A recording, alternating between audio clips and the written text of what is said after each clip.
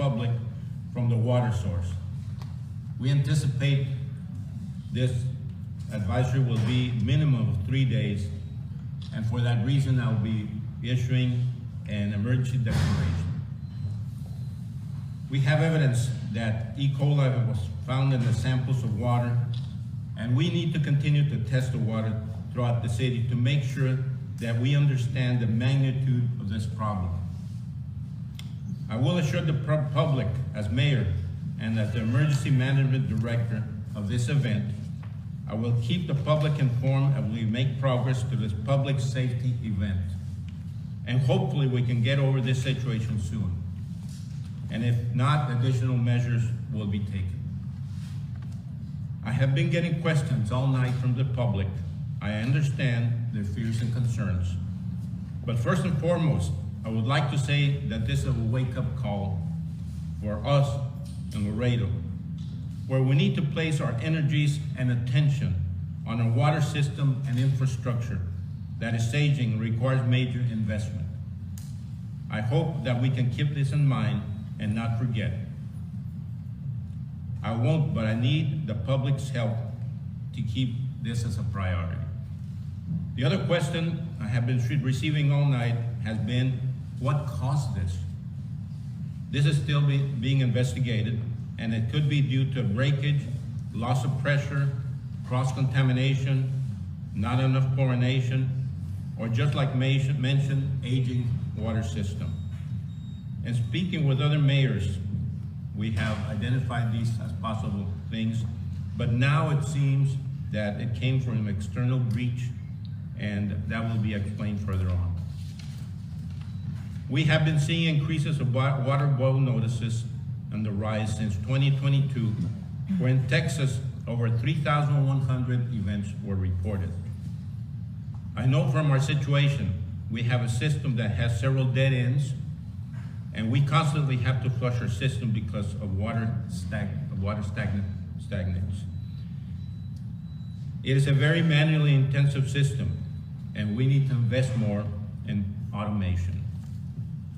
The City of Laredo and the Emergency Operations Center, which is headed by Chief Erd and Chief Silvestro Rodriguez, and all other departments, specifically Fire Department, the Police Department, the Health Department, Utilities, Public Works, Parks and Recs, are closely working with TCEQ and TDEM and the county on managing this citywide boil notice impacting our community. So this is an all hands on deck situation. There will be a distribution at several sites throughout the city. There will be water tanks in our 2 main hospitals. 311 will coordinate with Public Works to bring bottled water to the elderly. This is very important, as you know, that elderlies that live alone, we need to make sure that they are okay and even call 311 for them.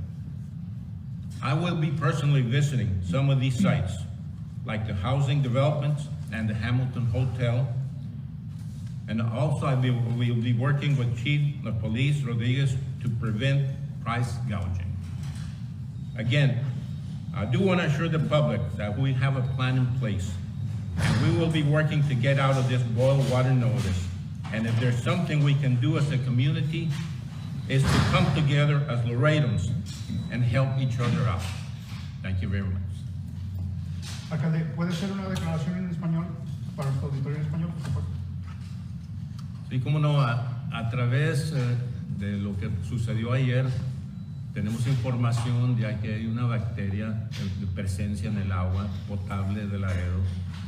Muy importante, es importante informar al público lo que se debe de hacer, hervir el agua para evitar posibles enfermedades, especialmente a la gente vulnerable, a la gente de la tercera edad, niños pequeños y personas que estén debilitados. Este aviso es de prevención. Actualmente no se han reportado enfermedades, pero sí tenemos que tomarlo en serio porque esto impacta todo el agua potable de nuestra comunidad. Ahora, ¿qué está haciendo la ciudad de Laredo? Hay planes de contingencia. Toda la noche se ha trabajado en este esfuerzo. Hay agua potable que se va a traer embotellada de otras partes. Varios camiones ya van a llegar hoy por medio de coordinación con TDM, TCEQ. Se está llevando estos esfuerzos a cabo. También la ciudad va a estar checando la calidad de agua progresivamente y en una forma repetida para monitorear a qué punto sigue la bacteria vigente y hasta cuál punto va a durar la situación de hervir el agua. Pero se anticipa que va a ser por mínimo 3 días. Pero si va a durar más tiempo, entonces se van a hacer otros planes, se va a estar checando el agua continuamente. El aviso al público es importante para que esté la gente calmada y sepa qué hacer, que la ciudad está haciendo todos los esfuerzos posibles y yo como mayor asegurarme que la gente esté informada y también como doctor asegurarnos que el bienestar y la salud del público es primordial. Y estaremos continuamente trabajando en esto y estaremos constantemente informando al público. I do have a statement from our city manager. He is on his way from Houston. He was at a training, and so he's on his way, but I do have more information as to what happened and what the city is doing. As part of our ongoing efforts, we follow a robust emergency response plan designed to address potential water safety issues as they arise. This plan is in place to protect our community and maintain the highest standards of water quality, especially during situations like the current boil water advisory. Now, recently, we detected issues in water samples from an area currently under construction. This triggered the need for the boil water order. Now, initial investigations suggest that a faulty hydrant meter may have contributed to these findings. In response, we have suspended all unsupervised hydrant meter usage to ensure contractors are making proper connections with backflow protections at all times. Supervised locations for contractors have been established, and this additional oversight will continue until we are assured that all connections meet the necessary safety standards. Our ongoing emergency response plan includes immediate investigations into any bad water samples, such as those identified in the past few months from this area. These isolated samples did not trigger formal response from the city or the Texas Commission of Environmental Quality, TCEQ, at the time, as bad samples can occur for various reasons, including cleanliness of the sample site. Nevertheless, every time we encountered a bad sample, our utility crews launch an investigation to identify potential causes and take corrective actions to ensure the continued safety of our water supply. No further action outside of tracking the matter, and following TCEQ protocols were necessary at the time. Now, further inspections have confirmed that chlorine residuals in the water system remain at proper levels to kill any contaminants, minimizing the risk to public health. Additionally, we have released drinking water as an added layer of protection for our residents. Now, our emergency response plan includes collaborations with strategies or with agencies like TCEQ. The city manager has cut short his participation in the Texas Municipal League training, as we mentioned earlier, to return home, and he will help facilitate tomorrow's meeting with TCEQ officials. Now, this meeting will focus on isolating the area of contamination and identifying the strategies to reduce the impact of the city-wide boil water order. Now, as part of our commitment of water safety, we adhere to the strict TCEQ protocols. After my response from Mr. Neb, our city manager, I would like the Assistant Fire Chief, Silvestre Rodriguez Jr., he is holding operations here at the EOC, and we have been open since yesterday as soon as this water boil notice started, and we have continued to work throughout the evening, and so he will give a little bit more information. Good morning, everybody. Thank you for being here. Assistant Chief Silvestre Rodriguez Jr. As Noraida and the mayor said, we've been working together with different public departments, public works, utilities, police, 311, to send the message out and to start coordinating the supply of water coming in. We have currently 16 trucks of water coming in, and they're setting up to start distribution at 9 a.m. this morning at 4 different locations in town. At 6 p.m. we'll be opening and issuing 2, one at Father Magdalene Park, another one at St. Arena. So we're working together with all the departments to make sure that we have the water that's needed for the citizens of Laredo. Please know that boil water notice is a viable option, and so those of you who could take that option, please do so. Right? Please be patient at these different sites throughout town so that we can get you the water as needed. As now it's 2 cases per vehicle just to maintain order, and so we thank you and we ask you for your patience.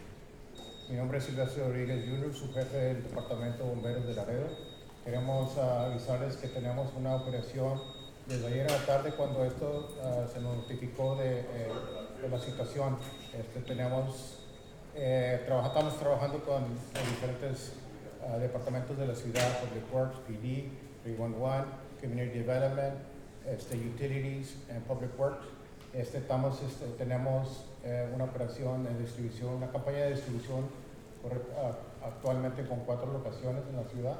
Vamos a abrir otras 2 en Father Magdalene Park, la otra en Saint, para las 6 de la tarde.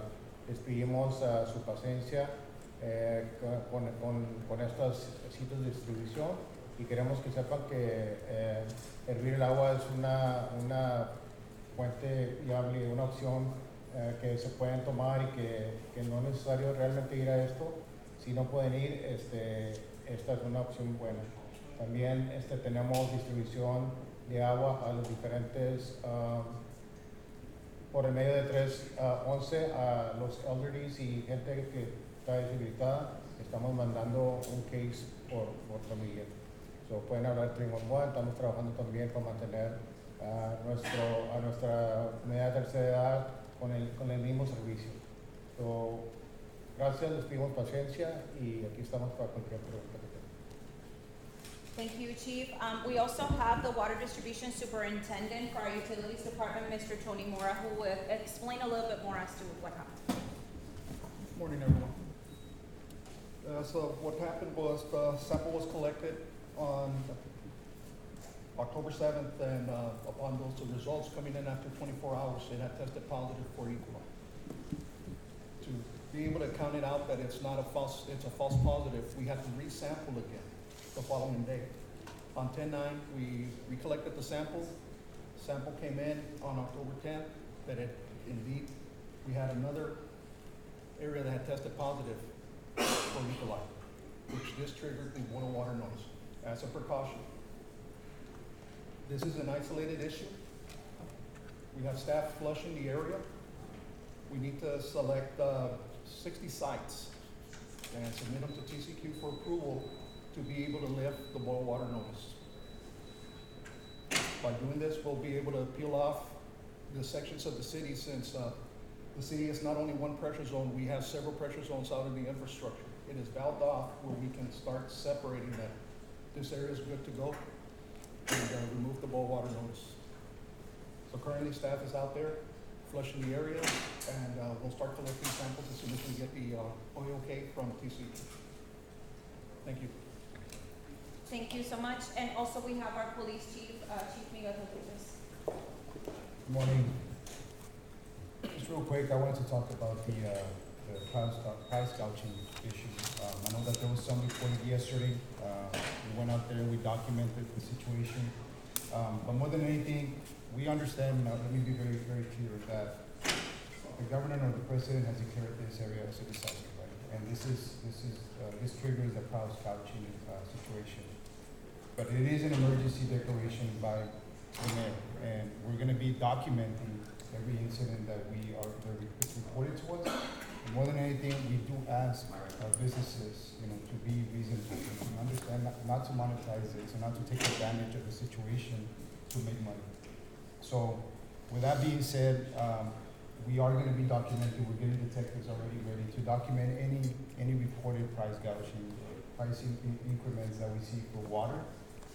Aside from that, we're also asking the public to remain calm and making sure that when we're going to those sites to pick up water or making those lines because it was reported that on 83 there was a long line already. People were getting a little bit desperate. Just be patient. Make sure that, when it's your turn, it's your turn. Just be patient and make sure that we're out there. Everybody's out there trying to do the same thing. So we'll be out there. We're making sure that everybody's safe. Aside from that, we do also ask the public to report any activity on those sites. Our officers are directing traffic. If there's anybody getting out of hand, to make sure that they call immediately so we can send the officer that's there. Hablando de los incrementos de precios sobre la situación que tenemos ahorita enfrente de nosotros, cada vez que se hace una declaración de emergencia es algo que se reporta al departamento de policía que algún negocio está incrementando los precios de ciertos productos. No es necesario. Yo entendemos muy bien y quiero ser muy claro que no hay declaración del gobernador o del presidente, pero sería una declaración de emergencia del mayor. Y estamos monitoreando esta situación porque al aumentar precios y tomar ventaja de la situación es inaceptable. Y queremos también recordarle al público que tenga paciencia en las áreas estas donde están recogiendo las aguas y más que nada que reporten a cualquier actividad. Tenemos los oficiales ahí dirigiendo tráfico, pero en cualquier momento de que alguien se pase en cualquier situación, esperemos que reporten al departamento de policía para inmediatamente nosotros guardar la paz. Gracias. At this moment, we will open it for a few questions, and then afterwards, you will be able to have one-on-one questions, or if you need any more. So I will open it up for questions. No, Go ahead. dice el señor que el 7 se reportó. Es el día que se supo que había école. ¿El 7 de octubre? No, fue el 8. El 8. El 8 de Sí, octubre. los resultados se tardan 24 horas. Ok. Y luego aclara que el 10. El 10 se volvió a colectar otra muestra. No, miento, el 9. El 9 se volvió a colectar otra muestra, 3 muestras que se tienen que recoger, que viene siendo uno abajo de la residencial y uno arriba. El representante que salió positivo la primera vez salió negativo, pero el vecino de enseguida sí salió positivo, que eso fue que resultó que teníamos que, por precaución, ponerlos en un nuevo guardamontes. ¿Y qué medidas están tomando al respecto? Estaba usted explicando en inglés, que quiero que me lo explique en español, que están viendo cómo pueden poco a poco ir retirando áreas para que no se tenga que hacer hervir el agua. Sí, para hacer eso queremos que recoger muestras en la área de la ciudad, que podemos separar las presiones de la ciudad y eliminar, quitar los lotos residenciales, quitarlos del boil water nodes. Pero en eso necesitamos la afiliación de TC. ¿Y cuánto se tardaría? Los resultados se tardan 24 horas y nomás ya que recibe la carta TCQ y lo tiene la aplicación. ¿De dónde viene este problema? Este problema ¿Son las tuberías viene de viejas? Kentucky, de la 157 es Kentucky, que es donde salió. Que viene Pero el siendo problema, ¿dónde se origina? ¿Por qué se origina? ahí mero en Kentucky. No quiere decir que las tuberías estén viejas, y más viejas en un sector y otras no. No, para aclarar, en esa área sí las tuberías sí están viejas, tienen más de 20 años. Ahorita lo que hemos visto, que sí hubieron unos servicios que estaban dañados en el área, pero no hemos confirmado bien si eso fue lo que causó la situación. ¿Con qué frecuencia se hacen muestreos para saber si el agua que está circulando y que los laredenses consumen es de buena calidad? ¿Y cómo se hace? Cada mes tenemos un flushing program. Cada mes vamos y flushamos el sistema. Se recoge una muestra cada mes. Eso nos viene enseñando qué está haciendo el sistema. No hemos visto nada que nos ha indicado que hay un problema hasta que se recogió el muestreo del vector. ¿Cómo se dieron cuenta los gentes del 157? La manera que se dieron cuenta era porque estamos recogiendo lo que viene siendo las 150 muestras por mes, y en eso resultó que salió positivo en las muestras. Could you recap that for our English viewers? You were saying that It originated specifically in the Kentucky Street. Yes. So when did TECQ alert the city that they needed to send out this notice, the boil water? The boil water notice specifically? was sent out yesterday. So with the city knowing that, why wait until? Couldn't it have been sent out a little bit sooner? Or It was after the 24 hours results that they got, So- and they sent the notification of us for precautionary purposes, to submit the boil water notice. So then what's the time frame between 24 hours in between each test? Yes, sir. Perfect. Any other questions? Okay, yes. Thank you. This event, we're looking at it being a minimum of 3 days, as the mayor indicated, and we're talking to the staff. And one of the things that's very real is we're gonna test our way out of it. What does that mean? That means that we're collecting samples approved by TCQ at different points within the system. The system is divided in sectors through pressure gauges and valves. And so once we sit with TCQ, showing them the different sectors within the city, that they're clean samples with no issues with them, then hopefully TCQ will peel back sectors of the city. We want to make something very clear to the public. The water that's leaving both of our plants is clean water. This was a breach of the system. It was a contaminant coming from the outside, not within the system. The citizens are receiving clean water from the city of Laredo. The potential contamination was due to a breach of the line, possible break, and/or the sucking of the water hydrant by the contractor removing water without backflow preventers, thus allowing potential for contaminants within the system. We will test our way out of this situation. We are planning on a 3-day response at a minimum. It could be longer, because if we get an additional positive, then we have to retest, and then it takes 24 hours before the sample can get tested. We can't go and grab the sample right now and go to the lab with the sample. That's not allowed. The sample is grabbed and then it's analyzed at 24 hours. Then we get the result. So if we pop another positive, then that area will be isolated as we peel away based on the valving system that we have, the distribution system. And so ultimately, the team is working. We've identified and we're enacting the emergency management plan. We will be distributing water throughout the community at 4 locations that have already been identified, and the trucks are en route. The team has been working to order additional trucks, and we're confirming with the state for additional trucks to come through.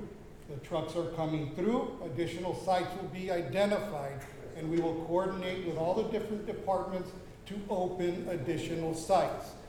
And we will continue to keep you informed and be transparent. But we want to make sure the public knows that the water that's being delivered is clean water. The breach was from outside the system. ¿Cuál es su respuesta de ustedes como autoridades? Porque en la comunidad hay mucho enojo de que esto esté ocurriendo y están criticando pues que quieren aumentar sueldos en el municipio, están hablando de que no es justo si se les va a rebajar en sus recibos del agua estos días que van a tener que hervir el agua. ¿Cuál es su respuesta? My response to that is emergencies happen in every community. Emergencies continue to happen. This was a system that was delivering clean water that was breached from the outside. It's not to say that the system was delivering poor water quality to the public. So when you look at it for what it is, there's always going to be noise. I've been around for a long time, and I know that there's noise whenever there's an emergency. I'll be able to tell you that the outside noise, we respect everybody's opinion, and we understand that there's emotions tied to this. This team behind me, everybody here has got to stay focused on the mission and not be too caught up with the noise. And that is the mission of the emergency response, to stay focused on the mission and to test our way out of this situation. Sobre los recibos del agua. As far as the bills and how this is gonna work, those are pieces of discussion that will develop. I don't have an answer for that question at this moment. Do we have a, like, you're saying that it needs to be tested, we understand that part about it being tested every 24 hours. What happens if we never get, oh, not that we never, let me rephrase that. What happens if we continue to get a positive and a positive, and this boil notice water extends for a long time Could. period? What's the plan? Because you guys mentioned there is a plan. Could we have an Sure. insight as to what the plan is? Yes, thank you for the question, good question. We will test our way out of it.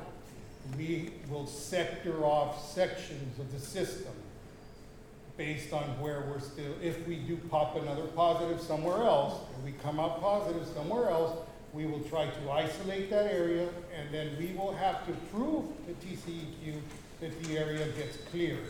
So we will continue with testing. Personnel's continuing with flushing of the system. Personnel is continuing to monitor.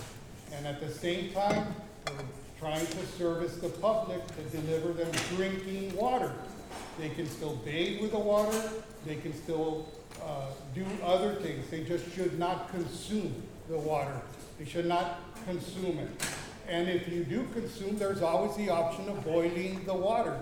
So the water is still delivered. We just have to understand that we're still trying to provide drinking water, bottled water for the public.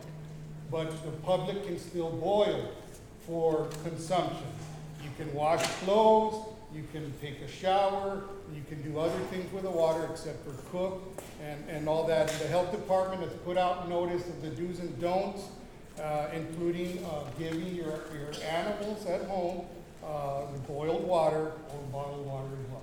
We're gonna stop right now, and then if you have any additional, I would like for you guys to just ask those questions, because we're repeating the same information. All right, so the team is available, the mayor, the team, for additional comments, one-on-one, and we're at your service. Thank you. Solo para terminar, doctor, ¿cómo podemos saber si nos hizo mal esa agua? Si a lo mejor durante estos días se sentían mal, ¿qué características o qué causa el? Esa pregunta se ha hecho, ¿qué pasa si ya se tomó esa agua sin haber habido el aviso de hervir?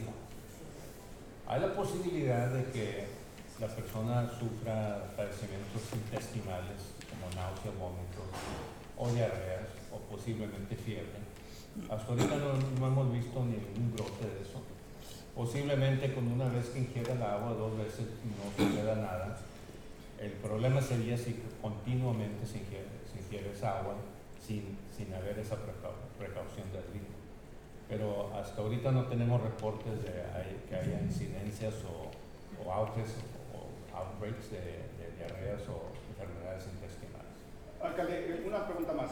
Last one. En el punto de la afectación a la comunidad, pues es más que obvia, pero el tema económico, me refiero a los restaurantes, que pues obviamente parte fundamental es el agua. ¿Cómo se va a trabajar ahí? ¿Se van a cerrar restaurantes? ¿Qué son las indicaciones del Departamento de Salud, de la Alcaldía en referencia a esta situación? Porque además de la afectación de la salud, también hay una afectación económica muy grave por este tema. Esa es buena pregunta también, pero tenemos que tomar en cuenta que el agua sí se puede tomar hervida. Así es que la cantidad de agua todavía existe en cantidades adecuadas. Para poder usar el agua en cantidades grandes se puede hervir y no hay ningún problema. Así es que el enfoque tiene que ser en que no es escasez de agua, sino que hay que hervirla